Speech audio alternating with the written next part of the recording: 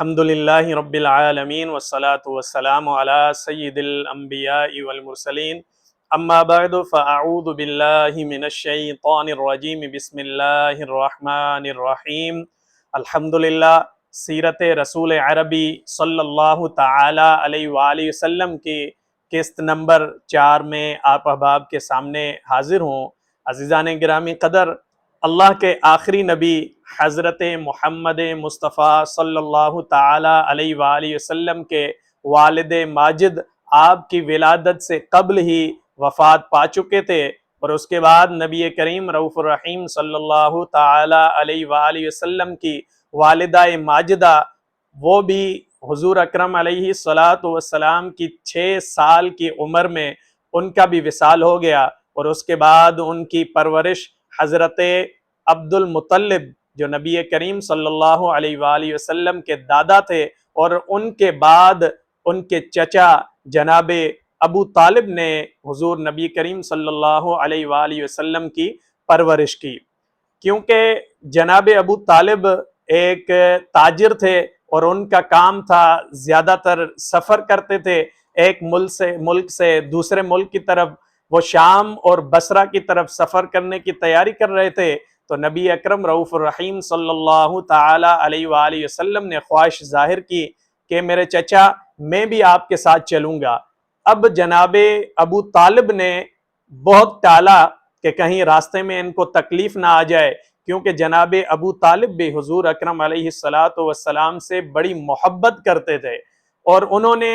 اس وجہ سے منع کیا کہ کہیں میرے بھتیجے کو کوئی تکلیف نہ پہنچے، لیکن نبی کریم رؤوف الرحیم صلی اللہ تعالی علیہ وآلہ وسلم کو ناراض کرنا بھی مناسب نہیں سمجھا۔ بہرحال جناب ابو طالب نے نبی کریم رؤوف الرحیم صلی اللہ علیہ وآلہ وسلم کو تیار کیا اور سفر کی طرف روانہ ہوئے۔ تو جناب ابو طالب نے حضور اکرم علیہ السلام کو اپنے ساتھ لے کر جب سفر کیا، تو سفر کے دوران جب بصرہ کے قریب پہنچے تو وہاں پر ایک برجیس نامی راہب تھا، وہ اپنے محل سے اپنی خانقاہ سے باہر نکل آیا۔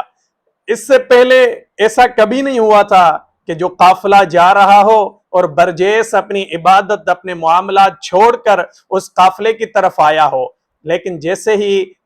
جناب ابو طالب نبی کریم رؤوف الرحیم صلی اللہ تعالی علیہ وآلہ وسلم کے ساتھ وہاں سے گزر رہے تھے، تو وہ برجیس نامی جو مشہور ہے بحیرہ راہب کے نام سے وہ شخص باہر نکلا، اور اس نے سب کے چہروں کو غور سے دیکھا، دیکھ کر پھر حضور اکرم علیہ السلام کا مبارک ہاتھ پکڑا اور کہنے لگا یہ بڑا مقدس بچہ ہے، یہ بہت ہی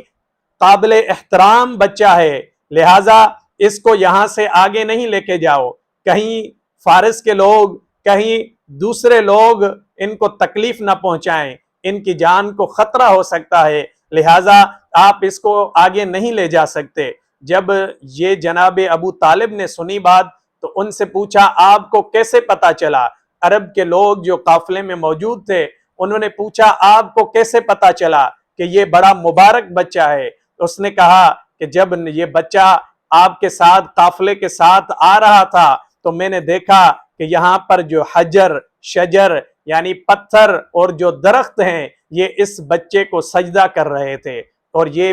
پتھر اور یہ جو درخت ہیں یہ کسی عام بندے کو سجدہ نہیں کر سکتے، یقیناً یہی اللہ کا پیارا محبوب نبی ہے، اس وجہ سے آپ کو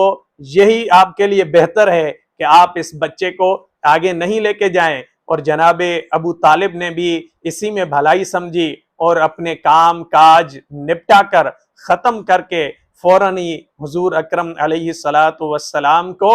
اپنے آبائی علاقے مکہ مکرمہ کی طرف لے آئے۔